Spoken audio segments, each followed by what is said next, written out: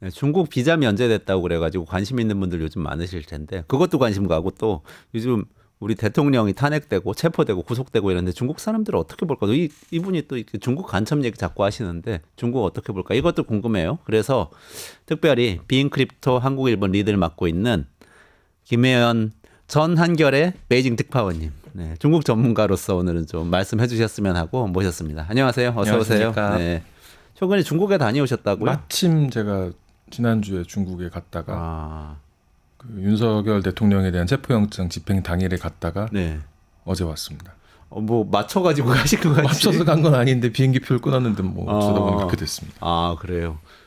그러면 그때 체포영장 집행되는 거 중국에서 뉴스로 나오고 그렇죠. 그런가요? 예. 어떻게 예. 어느 그것도 어떤 뭐 톤으로 거의 나오나요? 중계를 계속 했는데 그 이야기도 좀 이따 드리도록 하고요. 네네. 일단 중국 비자 면제된 것 때문에 네, 맞아요. 이게 참 우리나라 여권이 참 뭐랄까요? 굉장히 파워가 세져가지고 사실 이제 비자 없이 갈 수 있는 나라가 대부분이거든요. 네네네.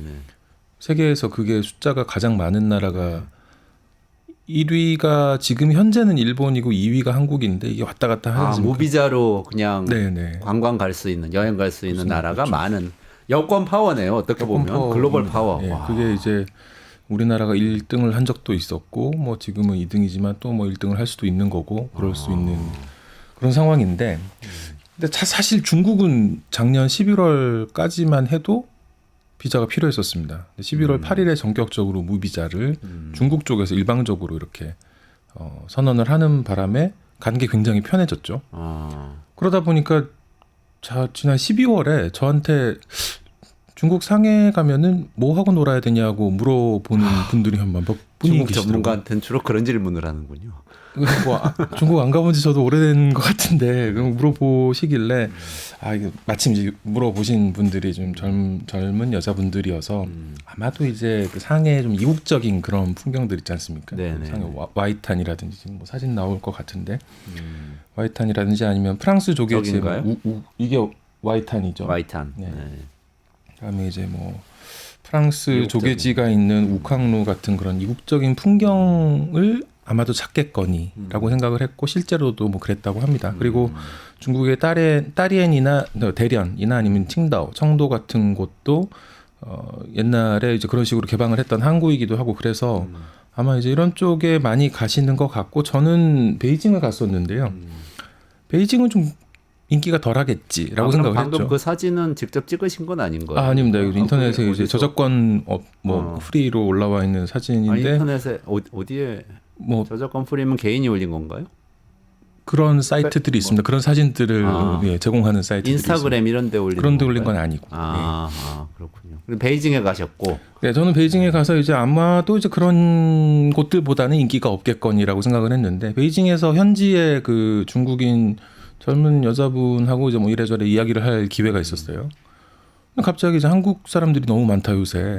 이게 또 막 베이징에도 그런 영향을 좀 받았다는 이야기. 무비자 되고 나서요. 그렇죠. 그러니까 상하이, 베이징에 실제 한국 관광객들이 많이 가고 있는 모양이죠. 그렇습니다. 이게 베이징에서도 특히 이제 798 예술구라는 곳이 있는데 그런 곳도 그렇고 국자감 옛날 대학인데 거긴 굉장히 이제 굉장히 중국스러운 이제 그런 네네네. 길거리인데 그런데도 관광객이 늘었고 한국 관광객이 늘었다. 그리고 이 본인 입장에서는 여기 한국 여성들이 많이 오는 것 같다라는 이야기를 하는 거예요. 중국분 입장에서. 근데 그 네, 통계가 혹시 있나요? 늘고 있나요, 실제로? 이게 이제 실제 통계는 조금 더 있어 봐야 될 것 한 달밖에 같은데, 안 예, 되고 그렇죠. 있죠. 근데 이제 그 12월 초에 그 중국 매체들이 그런 기사를 내긴 했습니다. 한 달 동안 추이를 보니까 중국의 그 시트립이라는 온라인 여행사가 있는데요. 네네. 우리나라에서는 트립닷컴으로 운영을 하는 곳이고 이게 뭐 세계 최대 규모이기도 한데 한 달 정도 봤더니 예약 건수가 150% 증가했다. 그럼 2배 반이 된 거지 않습니까? 한국 사람이 중국으로 가는 건수가 2배 반 정도가 됐다라는 이런 기사도 있었습니다. 인스타나 페이스북에서 간간히 이제 뭐 여행 사진 원래 많이 올라오는데 네네네. 중국 사진도 올라오는 거예요. 사실 우리가 뭐 중국은 인스타그램, 막아놓은 페이스북 다 막아놨다고 생각하지만 사실 로밍한 외국인한테는 그게 풀려 있습니다. 그래서 아마 그런 분들이 쓰시는 거 아닌가 싶기도 하고 어쨌든 예전과는 조금 다른 그런 모습이기도 한 것 같습니다. 그러면 중국에 가서 중국 분들을 만나셨으니까 그 우리 한국 사람들이 많이 가는 것에 대한 반응이 어떨지도 좀 궁금하네요. 왜냐하면은 사실 최근에는 한국에서 뭔가 많은 사람들이 또 중국에 대해서 우호적인 정서를 안 갖고 있는 게 표출되고 정치적으로 그게 막 증폭되고 이런 과정이 있었잖아요. 근데 사실 중국에서 무비자 발표를 해가지고 사실 깜짝 놀랐단 말이죠. 우리는 왜 갑자기 저러지 하고. 맞습니다. 그게 사실 우리나라에만 무비자를 한 게 아니었고요. 작년 한 해를 통틀어서 중국이 38개국에 대해서 무비자 정책을 실시를 했습니다. 대부분 이제 하반기 들어서 하게 됐는데 이게 상호주의가 아니라 그냥 일방적으로 중국이 갑자기 비자 문턱 확 이렇게 없애버리는 그런 구조여서 블룸버그에서 이제 이 상황을 보도하면서 중국이 굉장히 절박한 것 같다. 내수 진작을 위해서 좀 뭔가를 해야 되는 그런 상황 아니냐라면서 데이터를 냈는데 약간 안 맞아요. 그러니까 아까 말씀드린 대로 무비자 정책은 하반기에 실시한 곳이 많은데 이 블룸버그 기사에서는 1분기에서 3분기까지 중국을 찾은 외국인 수가 그렇게 뭐 크게 늘지 않았다라는 이야기를 하고 있어서 그 효과가 진짜 있는지 없는지를 보려면 조금 더 있어 봐야 될 것 같습니다. 조금 더 기다려 봐야 된다. 중국도 우리처럼 그 관광 수입, 그러니까 해외 관광객들이 인바운드로 와서 돈을 쓰고 하는 데에 대해서 민감한가요? 중요하게 생각을 하나요? 아무래도 뭐 관광객들이 해외에서 와서 뭐 소비를 한다면은 싫어할 이유는 없지 않습니까? 그러니까 뭐 당연히 좋아하고 중국 공산당 기관지 인민일보가 지난주 제가 있는 기간 동안 이런 기사를 냈습니다. 지면이 지금 뭐 보여드릴 수 있을 것 같은데 2024년에 외국인 출입국자 수가 82.9% 증가했고 무비자 입국이 112.3% 증가했다. 그러니까 저기 저 지면인가요? 네, 그렇습니다. 그래서 2배 이상 증가를 했다는 거죠. 무비자 입국이. 그러니까 이게 지금 제목이 그 무비자 효과가 나타나고 있고 중국 여행이 뭔가 좀 열기를 더하고 있다 이런 제목인데 이 제목도 어떻게 보면 약간 오버죠. 이게 조금 더 있어봐야 될 것 같은데 어쨌든 붐업을 하는 거네요. 그러니까 그렇죠. 인민일보죠. 맞습니다. 인민일보면 아무래도 중국 정부 입장이 많이 반영돼 있다고 봐야 되는 당 거죠. 기관지니까 뭐 당연히 그런 거고요. 하지만 이 뭐 아주 오래전에 그랬던 것처럼 이제 이 외국인 관광객이 중국의 주요 수입원이다 이렇게 말할 수 있는 시대는 좀 지나간 것 같습니다. 중국 내수 관광도 사실 뭐 엄청 나거든요. 2024년 10월 말에 작년 10월 말에 중국 정부에서 나온 국내 여행업 분석 자료가 있습니다. 지금 그래프를 보여드릴 건데요. 2023년에 국내 여행객 수가 2022년보다 93.3% 성장한 것으로 나타났는데 작년 데이터는 아직 없는 거예요. 지금 보시면은 분기별로 이렇게 각 연도 1분기를 비교를 한 거죠. 네네네. 코로나 때 확 줄었다가 지금 그 이전 수준을 회복하고 넘어섰다고 지금 보고 있는 거죠. 그러네요. 그러니까 제가 기억하기로 2019년, 그러니까 2020년을 앞두고 2020년이 되면은 중국이 세계 최대 여행 국가가 될 거다 이런 희망 섞인 전망들이 나오고 있었는데 코로나 상황이 되면서 이제 이게 완전히 무너졌었습니다. 그런데 이후로 그 미중 대결 구도 속에서 좀 중국을 꺼리는 아까 말씀하신 또 우리나라에서도 중국을 좀 약간 좀 갈등이 있는 지역으로 보는 그런 시각이 대두된 게 비단 우리나라뿐만이 아니기 때문에 그런 정치 경제적 이유로 이전 상황을 완전히 회복하기는 좀 어렵지 않겠느냐 이런 전망이 많았는데 뭐 지금 좀 일정 부분 회복한 것으로 보는 게 맞을 것 같습니다. 근데 이제 한국 사람들 얘기를 꺼냈더니 요즘 한국이 많이 늘었냐 그랬더니 요새 젊은 사람들 사이에 그런 얘기를 한대요. 중국 사람들이 일본 사람들은 밥을 먹지 않고 한국 사람들은 잠을 자지 않고 중국 사람들은 퇴근을 하지 않는다. 그래요? 일본 사람들 밥을 먹지 않는다고 무슨 말이에요? 일본인은 좀 더 뭐 소식한다는 얘기이기도 하고 그보다는 이제 그 밥의 양보다는 뭔가 좀 세세한 정성과 성의 이런 걸 조금 더 그런 추구하는 지점이 다르다 그런 얘기고 한국 사람들은 다른 사람들하고 어울려 노는 그런 게 굉장히 중요하기 때문에 밤을 새워서 논다. 뭐 그런. 중국 사람들은 일만 한다는 거예요. 그러면 퇴근하지 않는다. 한국 사람들이 이제 진짜 그 일하는 시간을 보면은 참 끔찍하긴 하더라고요. 흔히 많이 얘기하는 게 이제 996인데 9시 출근, 9시 퇴근, 일주일에 6일 근무 한다는 거죠. 우리 996. 예. 우리나라도 그런 분위기였는데 좀 바뀌었다고 이미 중국 사람들도 우리나라에 대해서 시각이 좀 바뀌었네요. 그렇죠. 이제 한국 사람들이 잠을 자지 않고 그러니까 이게 논다는 얘기잖아요. 기사도 나왔더라고요. 지금. 열심히 일하는 민족으로 많이 알려져 있었는데 맞습니다. 예전에 좀 띄워주시면은 이게 참 사진도 서울 사진을 다 걸어놓고서 제목에 일본인은 밥을 먹지 않고 그렇구나. 한국 사람들은 잠을 네. 자지 않고 중국 사람들은 퇴근을 하지 않는다.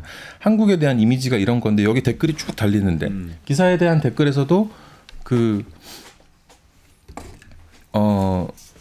한국 사람들 내가 진짜 한국인 친구가 있는데 진짜 잠을 안 자고 놀더라. 잠 안 자고 놀더라. 네. 밤새 술 마시더라. 이런 얘기 많이 할 것 같아요. 그런 얘기를 합니다. 그리고 놀고 들어와서도 새벽 막 3, 4시까지 게임을 하더라. 막 이런 이야기를 하는 댓글도 있었습니다. 근데 사실은 이제 제가 경제 전문가로서 더 궁금한 거는 중국에서 사실 한류 열풍이 엄청나게 컸었잖아요. 그렇죠. 처음에 문화로 시작해가지고 나중에는 가전으로 갔다가 휴대폰까지 갔다가 그 다음에 국가 이미지도 좋아지고 이게 막 선순환이 되고 있었는데 어느 순간부터 그게 꺾였다고 우리 다 인식하고 있어요. 한한령 떨어지고 네. 막 이러면서 지금 분위기 어때요?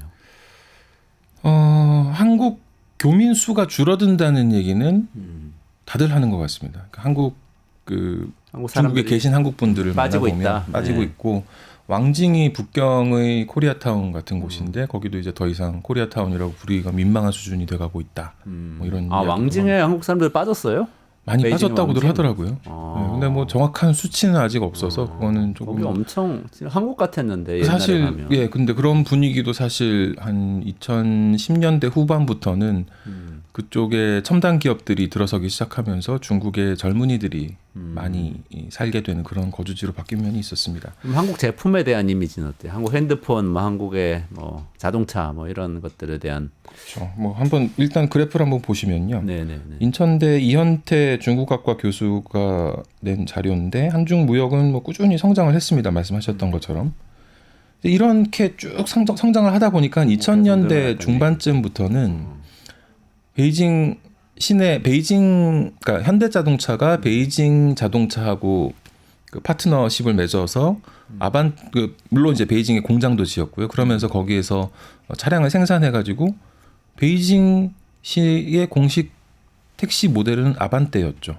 현지에서는 엘란트라라고 불렀는데 아반떼가 막 돌아다니고 그래서 마크는 현대차가 찍혀 있고 하니까는 사실 한국 사람들이 베이징 시내에 딱 내리면은 약간 자부심을 뭐 그런 게 있었습니다. 그리고 사람들이 삼성 핸드폰 들고 다니는 그런 게 굉장히 뿌듯하게 느껴지는 그런 시절이 있었는데 옛날 얘기입니다. 이제는. 이제는 안 그래요. 이제는 안 그렇습니다. 베이징 시가 2019년부터 택시의 전기차 도입을 시작을 하면서 속도를 굉장히 빠르게 진행을 했습니다. 그리고 그렇다 보니까 이번에 가서 보니까는 대부분이 전기차고. 이게 중국산 전기차인가요? 그러니까 베이징 자동차와 현대 자동차가 합작을 해서 아반떼를 생산해서 택시로 썼었는데 이제는 베이징 자동차 혼자서 만든 전기차가 택시가 돼 있는 거죠. 베이징에서는. 현대차 마크가 달려 있지 않고 이제는 더 이상. 그러다 보니까 옛날에 그 느낌은 없어졌습니다. 그리고 사실 핸드폰도 삼성 핸드폰 쓰는 사람은 뭐 찾아보기 굉장히 힘든 수준이고요. 뭐 한 10년 전부터 그랬던 것 같은데 고급 모델은 아이폰 위주로 쓰게 되고 나머지는 뭐 사실 화웨이, 샤오미 같은 중국 메이커들이 있지 않습니까? 그래프를 한번 보시면요.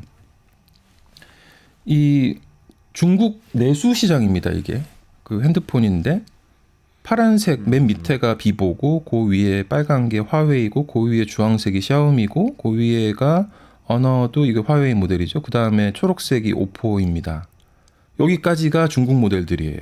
이게 2023년, 24년 상황인데 대부분을 그냥 중국산 모델들이 차지를 하고 있는 걸로 봐야겠죠. 그리고 그 다음 그래픽을 띄워주시면 이거는 이제 글로벌에서 어떤 식으로 시장이 형성돼 있는지 보는 건데 맨 밑에 파란색이 삼성입니다. 그리고 바로 그 위에 있는 옅은 회색, 그 중간에 있는 진한 거는 화웨이인데 화웨이가 시장 점유율이 굉장히 떨어졌고 중간에 있는 바로 위에 있는 옅은 회색이 애플입니다. 저거는 전 세계죠, 근데. 그렇죠, 글로벌입니다. 네, 전 세계고. 세계에서는 그렇고. 그렇죠. 그다음에 그 위에 이제 빨간색이 샤오미고 그 위에 초록색이 오포고 네네. 그 위에 주황색이 또 뭐 트랜션이라는 중국 네네네네. 메이커인데 이렇게 보면은 이제 삼성, 애플, 중국 메이커는 그냥 경쟁 상대지 이게 무슨 어떤 뭐 삼성이 중국 메이커보다 훨씬 앞서고 있다 앞서고 이렇게 이런 거는 아닌 얘기하기가 좀 아닌 어려워진 상태인 거네요. 그리고 아까 말씀하신 한한령 같은 경우에 아직 끝난 게 아닙니다. 아 계속 지금 그럼 계속 한국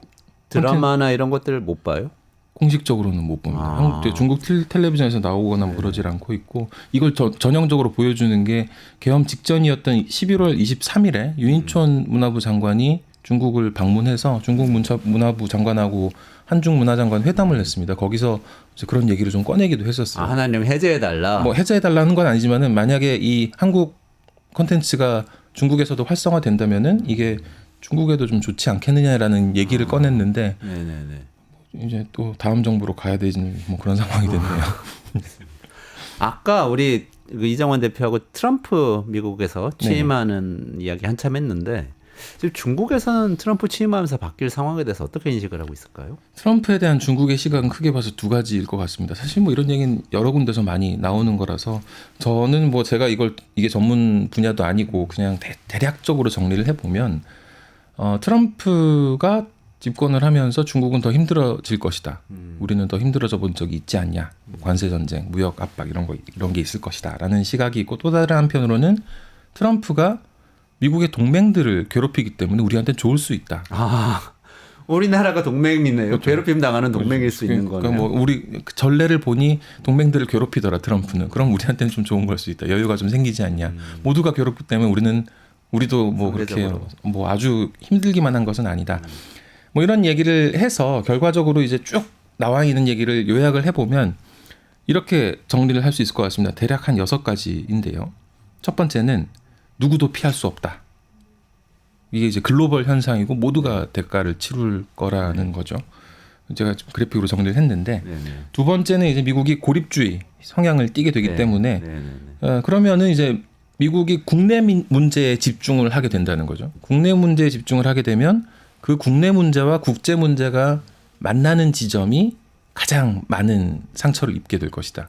뭐 제조업 같은 경우겠죠. 다른 나라와 경쟁해야 되는 미국의 산업들이 미국 내에서 어떤 근거지를 확보하지 못하고 있는 그런 상황에서는 그 산업이 아마도 타겟이 돼서 미국으로부터 공격을 가장 많이 받을 것이다라는 이야기일 거고요. 세 번째는 중국에 대해서는 전방위적인 압박이 있을 것이다. 물론 무역이 핵심적인 그런 부분이 되겠지만 중국을 힘들게 만들 수 있다면 아마도 트럼프는 모든 것을 동원할 것이다. 이런 이야기를 하는 것 같습니다. 그리고 미국과 중국의 디커플링, 다시 이제 디커플링 시대로 돌아오는 거죠. 바이든 시기 때 디리스킹이라는 용어로 바꿔가면서까지 어떤 좀 메시지 관리를 했었다면 트럼프 시대는 다시 디커플링으로 갈 것이고 네. 이 무역 전쟁이 전략 산업 위주로 지금 진행됐다면은 다시 비전략 산업으로도 확장될 것이고 첨단 제조업에서 일반 제조업으로 확장될 것이다. 그리고 2028년 4년 뒤에 회복 불가능할 가능성도 없지 않다. 완전히 끊어질 거다. 이런 이야기도 하고 있습니다. 그리고 빅딜 얘기도 있잖아요. 네? 빅딜이 있을 거다. 빅딜 없다고 보고 있습니다. 중국에서는. 그래요? 네, 중국에서는 디커플링이 시기상조일 수도 있다. 그리고 실현이 안 될 수도 있다. 하지만 이게 거꾸로 갈 수는 없는 흐름이다. 근데 트럼프 그 취임식 뒤에 나온 발언을 보면은 100일 안에 시진핑 만나겠다고. 그러니까 트럼프에 대해서 신뢰를 하지 않는 걸로 봐야겠죠. 중국 사람들은 그렇죠. 신뢰를 하지는 않는다. 그다음에 이제 이건 우리한테 굉장히 큰 메시지인데 이 중국 사람들은 그렇기 때문에 친구가 중요하다라는 얘기를 합니다. 우린 친구 범죄 드는 거예요? 그러니까 보면은 이제 미국은 동맹 관계로 쭉 이렇게 나열이 돼 있지 않습니까? 네. 막 한국 미국뿐만이 아니라 미국이 이제 여러 나라들을 동맹으로 이렇게 관계를 맺고 있는 그런 상황인데 중국 같은 경우에는 외교적으로는 동맹은 냉전 시대의 산물이다. 우리는 동맹 같은 거 안 한다. 우리는 파트너십으로 간다. 그래서 뭐 되게 여러 가지 이름으로 전략적 무슨 파트너라고 포괄적 동반자. 예, 뭐 그런 파트너들이 쭉 있죠. 그 파트너십이 제대로 형성된 곳들 그리고 미국으로서는 동맹이 제대로 형성된 곳들을 중심으로 그 친구들이 어떤 미국과 중국 각각의 이해를 대변하면서 어떤 국제사회에 질서를 형성하는 그런 분위기가 될 거라고 보고 있었던 것 같습니다. 근데 중국에서는 이게 디커플링 될 거다, 빅딜은 없다, 미중 관계 더 안 좋아질 거, 끊어질 거라고 보는 것 같은데 아까 그 트럼프가 시진핑 100일 안에 만나겠다 이 얘기도 했었죠. 취임식에 초청도 했었죠. 그리고 전 더 놀라웠던 게 바이든 정부에서 틱톡 금지법이 통과돼가지고 미국에서 틱톡이 금지됐었잖아요. 근데 네. 지금 트럼프는 살리겠다고 해서 살아났나요 지금? 하여튼 다시 살리겠다고 다시 살렸습니다. 했어요. 그래서 중국 그 서비스 반나절 만에 오픈을 다시 했는데 아.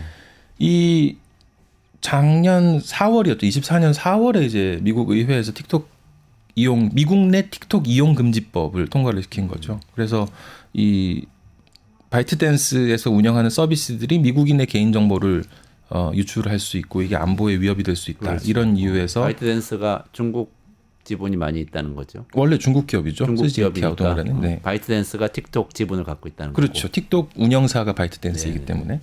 그래서 틱톡은 이제 거기에 대해서 소송을 냈는데 1, 2심 다 패소를 했었고요. 그리고 또 가처분 신청까지 냈는데 이것도 뭐 잘 안 되는 상황이어서 기한이 1월 19일이었습니다. 어제였습니다. 그래서 1월 18일에 서비스를 중단을 했어요. 사실상 그 앱스토어에서 철수를 했습니다. 그랬는데 트럼프가 이거 우리가 해줄게. 라고 해가지고 이제 한 반나절 만에 앱스토어에 복귀를 다시 복귀했어요? 시켰습니다. 근데 또 재미있는 거는 이게 진짜 그럼 트럼프가 뭐 틱톡 금지법 자체를 없애주겠다는 거냐? 그건 또 약간 또 아니에요. 알쏭달쏭한 부분이 있는 겁니다. 이게. 그러니까 이 틱톡 금지법 내에 매각과 관련한 원래는 이제 이거를 계속 운영할 거면은 미국 기업한테 팔아라 이런 조건이 있는데. 매각과 관련한 중대 진전이 있으면 매각 시한을 90일 연기할 수 있다라는 조항이 있습니다. 요거를 지금 트럼프가 어떻게 해보려는 것 아닌가라는 거예요. 이걸 하겠다는 거는 결국은 미국 기업에 팔겠다는 거죠. 네. 미국 기업에 팔도록 만들겠다는 거 아니겠느냐라고 지금 중국 사람들은 의심을 하는 것 같아요. 그래서 틱톡은 어쨌든 트럼프가 그렇게 나오니까 감사 인사를 했고요. 그리고 요즘 틱톡 CEO가 취임식 참석도 했고, 그다음에 그 미국에서 서비스를 재개를 했지만 사실 틱톡에 대해서 제재 방침을 제일 먼저 밝혔던 거는 트럼프였습니다. 아, 그랬었나요? 그렇죠. 일기 때? 네, 트럼프 정부 때 매각 압력을 강화하는 행정명령을 내렸던 게 트럼프였고, 다만 이제 그래서 그 당시에 그 바이든하고 선거 때 바이든 손녀가 자기 할아버지 지지하는 영상을 틱톡에 올렸죠 그때. 이게 트럼프 보란 듯이 올렸던 거죠 그때는. 네네. 우리는 틱톡을 제대로 쓸 수 있게 할 거야라고 했는데 그게 사실 바이든 정부 들어가면서 또 이게 어렵게 됐고 트럼프는 이번 선거에서는 오히려 틱톡을 쓸 수 있게 해야겠다. 이게 젊은 유권자들하고 내가 만날 수 있는 플랫폼이다. 본인도 열심히 쓰지 않았어요? 그렇습니다. 선거 운동할 때? 그래서 어쨌든 이번에 재밌었던 거는 트럼프가 그 틱톡 금지법 때문에 틱톡을 못 쓰게 되는 날짜가 계속 다가오고 있으니까 미국 이용자들 중에서 틱톡을 많이 쓰는 SNS 인플루언서들이 대거 또 다른 중국 서비스를 향해 나를 중국 서비스로 옮겼어요?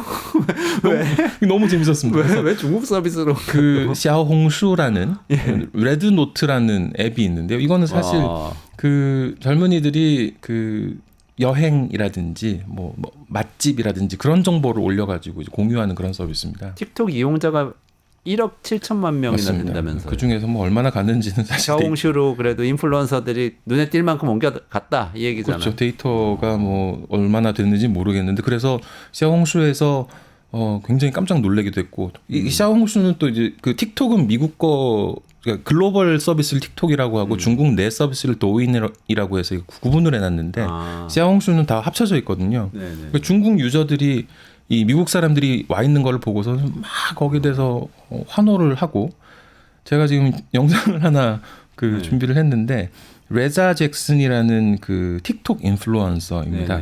거기 이제 그 사람 같은 경우에도 보면은 자기가 열심히 연습을 했대요. 중국어 노래를 갖다가 막 부르면서 각광을 받고 뭐 중국인들이 환영한다는 댓글을 달고 뭐 그랬던 일도 있었습니다. 그러니까 잔뜩 준비해가지고 막 엄청 싸우다가 틱톡을 미국 땅에서 법까지 만들어가면서 금지시켰는데 인플루언서들이 다른 중국 서비스로 약간 허무하게 좀 됐죠. 웃기는 얘기인데 하여간 또 트럼프는 이거 지금 미국 기업한테 팔라는 건지 틱톡을 허용해주겠다는 건지 애매한 스탠스를 취하지만 어쨌든 지금 반중 메시지는 아니에요. 제가 볼 때. 취임사부터 시작해서 일관되게 중국 유화적인 메시지를 내고 있어요.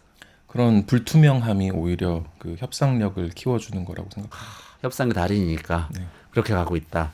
어떻게 될지 좀 살펴봐야 될 것 같네요. 마지막으로 요거 하나 네. 짚어주셔야 되겠어요. 아까 나중에 얘기한다고 하셨는데 윤석열 씨 체포와 구속 과정에 대해서 중국 사람들 어떻게 보고 있어요? 사실 뭐 체포 장면은 생중계를 했고요. 그 뉴스 채널도 있고 시사 채널도 있는데 그런 데서는 정말 몇 시간 동안 생중계를 하는 걸 보고 좀 재밌나 보네라는 생각이 진짜 재밌는 이벤트였나 봐요. 전 누가 세계 이걸 언론이. 보나 보네라는 생각이 들었는데 사실 민주주의 국가들의 혼란에 대해서 중국은 관심이 많습니다. 아 고소해서 그런 건가요?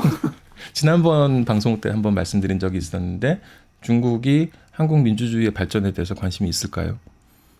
발전을 했으면 좋겠다 그런 생각 없을 것 같은데요. 뭐 어쨌든 그 박근혜 대통령 탄핵 때도 그랬습니다만 그때도 나왔던 메시지는 토양에 맞지 않는 서구식 민주주의를 이식하려다가 생긴 현상이다라고 하는 게 이게 어떤 기본적인 해석의 틀이에요. 중국에서 해설 방송을 할 때 이런 일들이 있으면 이번에도 중국식으로 마찬가지. 했어야 되는데 뭐 이런 걸 깔고 있는 거예요.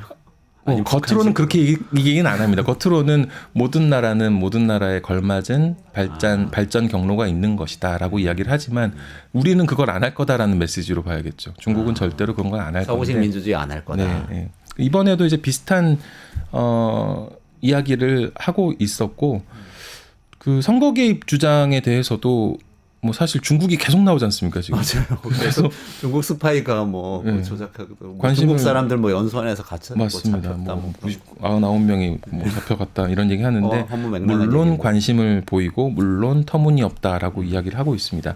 한 칼럼을 제가 오려왔는데 네.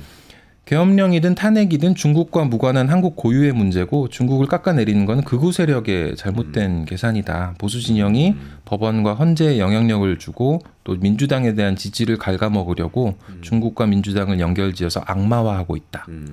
게다가 중국 위협론으로 미국이 개입하도록 자극하려는 그런 속셈이다라고 이야기를 하고 있습니다. 다만 이제 좀 고민되는 지점이 있습니다. 우리가 참 이해하기 어려운 그런 시각인데 체포영장 집행 당일에 중국 방송을 이렇게 뭐 중계를 하나보다 하고 이제 틀어놓고 딴 걸 좀 하고 있었는데 언뜻 들리는 얘기에 무슨 윤석열을 망명을 시켜주려고 하는 거 아니냐 미국이 뭐 그런 얘기가 나와요. 뭔 소린가. 그래서 뭐 그거 가지고 한참 또 얘기를 합니다. 그러니까 친미 지도자들을 미국이 구출해서 피신시켜준 지금 사례들. 저기서예요? 이게 이제 무슨 얘기냐면은 그러니까 이게 이 칼럼을 인용을 한 건데 이게 일리노이대 최승환 교수가 뭐 많이 나오는 분이죠. 근데 계엄령 직후에 더힐에 기고한 글에 더 위험한 일을 윤석열이 더 위험한 일을 하기 전에 미국이 트럼프 바이든 같이 손잡아서 이 윤석열을 하야시키고 망명시키는 것까지 고려를 하는 게 좋을 것 같다. 더 위험한 일을 하기 전에 위험한 일을 막아야 된다 미국이. 이런 입장에서 얘기를 한 건데 중국에서는 친미 지도자를 망명시키는 거구나 이렇게 본 거죠. 보통 뭐 어떤 나라 약간 그 개발도상국에서 군부 쿠데타, 친미 쿠데타 일으켰다 실패하면은 망명시켜주고 이런 거 생각한 거예요. 그러면서 이승만 얘기도 하는 겁니다. 이제 그게 뭐 선례가 없었던 건 아니기 때문에 이제 윤석열도 그런 식으로 해야 되는 거 아니냐라는 칼럼을 가지고. 아까 말씀하신 대로 진짜 무슨 한국에 그런 일이 일어난 것처럼 묘사를 하는 거 보고 우리랑 중국이랑 이런 지점에서 이야기하는 거는 정말 오랫동안 통하지 않겠구나 라는 생각이 들었습니다. 창피하네요. 근데 우리를 70년 전에 우리나라로 보고 얘기를 하는 거잖아요. 60년, 70년 전에 너희도 이승만 뭐 망명하고 군부 쿠데타 돼서 그렇지 않냐. 저는 좀 그런 그거 꼭 그렇다기보다는 이제 이 미국과의 대결 구도에서 세계의 질서, 국제 질서를 미국과의 대결 구도에서 해석을 하다 보니까 친미 국가들에서 일어날 수 있는 여러 정치적 현상들에 대해서 어떤 틀을 지금 갖다 대고 있는 거고 이게 아마도 여러 나라에서 일어나는 정치 현상을 해석할 때 쓰이는 그런 도구이지 않을까 하는 생각을 했습니다. 친미 국가의 고질적인 잦은 쿠데타와 계엄 선포와 이런 일이 있은 뒤에 지도자가 쫓겨날 때 친미 지도자를 미국에서 망명을 받아주고 미국이 구해주고 미국이 구출해주고 뭐 이런 이야기를 스토리를 하여튼 창피합니다. 여러모로. 그럼에도 불구하고 우리가 이 정상적인 과정을 거쳐서 헌법 질서에 따라서 대통령 파면하고 새로운 대통령이 선출되고 외교관계 복원하고 이런 노력을 하면 그래도 좀 좋게 보겠죠? 그때 중국에서도? 가면은 이제 아무 얘기를 못 하죠. 네, 서구식 아무 민주주의의 폐해라는 얘기는 안 하겠죠. 이제 빨리 그렇게 되면 좋겠습니다. 알겠습니다. 오늘 여기까지 말씀드려야 될 것 같아요. 김혜원 리드님하고 여기서 인사드리고 물러가겠습니다. 고맙습니다. 유튜브 구독하고 실시간 채팅과 댓글을 남기시면 매일매일 7,000TTCO를 드립니다. 참여 방법은 통통물 어플을 다운로드하고 회원가입과 로그인을 해주세요. 마이페이지에서 나의 회원 고유 번호를 복사해주세요. 유튜브 구독 후 실시간 채팅이나 댓글창에 고유 번호를 한 번만 입력하면 준비 끝! 지금 유튜브 채팅과 댓글 쓰기 참여하고 7,000TTCO 받아가세요.